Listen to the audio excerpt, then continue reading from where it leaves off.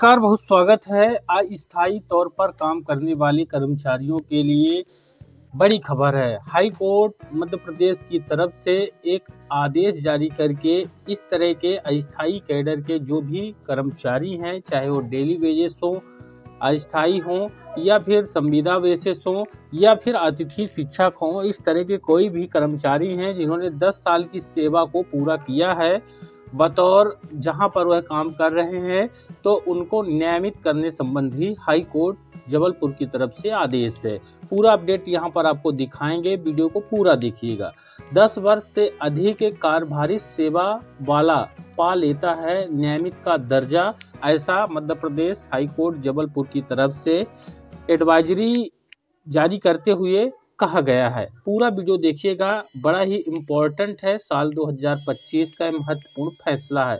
Jabalpur high court ने अपने एक आदेश में दिया है कि 10 वर्ष से अधिक समय तक कार्यभारित कर्मचारी के रूप में कार्य करने वाला कर्मचारी नियमित का दर्जा प्राप्त कर लेता है। यहाँ पर देख सकते हैं, स्पष्ट रूप से मध्य प्रदेश जबलपुर हाई कोर्ट की तरफ से कहा गया है। न्यायमूर्ति विशाल मिश्रा की एकल पीठ ने इस टिप्पणी के साथ याचिकाकर्ता को अनुकंपा नियुक्ति देने के निर्देश दे दिए हैं। अब आप कहेंगे अनुकंपा नियुक्ति यानी इनके परिवार का कोई रहा होगा, वो खत्म हुए होंगे तो उसके बदले में अनुकंपा नियुक्ति, लेकिन यहाँ मैटर कुछ और ही है, इसको पूरा समझिएगा। यहाँ पर आप देख पाएंगे कि इसके लिए सरकार को 60 दिन की मोहलत दी गई है। सीधी तौर पर 60 दिनों के अंदर संबंधित याचिकाकर्ता को सरकारी नौकरी देना है।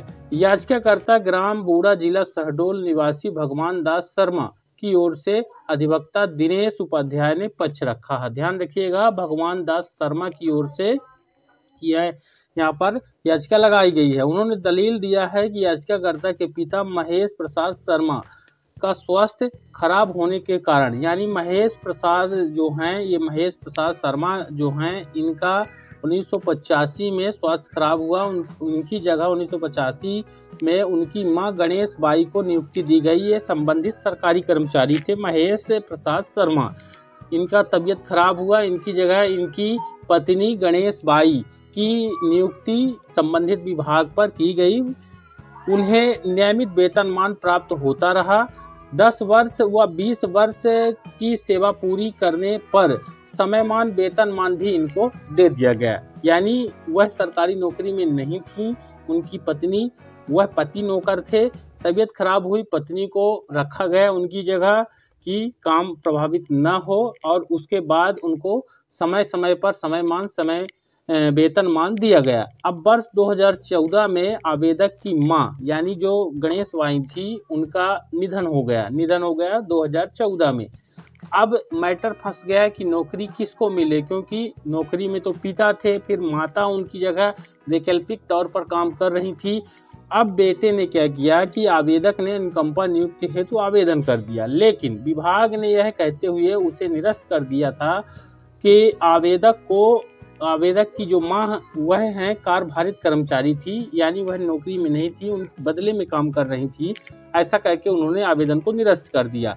अब याचिकाकर्ता की ओर से दलील दी गई कि सुप्रीम कोर्ट से ने न्याय दृष्टांत के तहत 10 साल से अधिक समय तक लगातार सेवा करने से कर्मचारी नियमित सेवा का स्टेटस प्राप्त कर लेता है। यानी नियमित जो लाभ मिलते हैं कर्मचारियों को, वो लाभ 10 साल से अगर या 10 साल या उसके बाद सेवा की है 10 साल से अधिक या 10 साल, तो यहाँ पर वह नियमित कर्मचारी की तरह सभी लाभ पाएगा।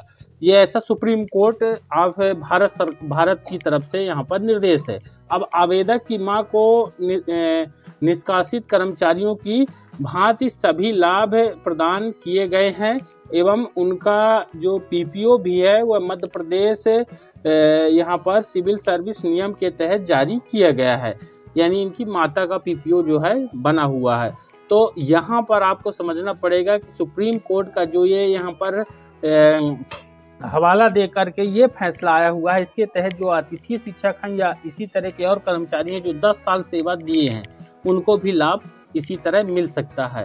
तो वीडियो कैसा लगा कमेंट में बताइएगा, और मुझे उम्मीद है इससे अस्थायी तरह कर्मचारियों को राहत मिलेगी।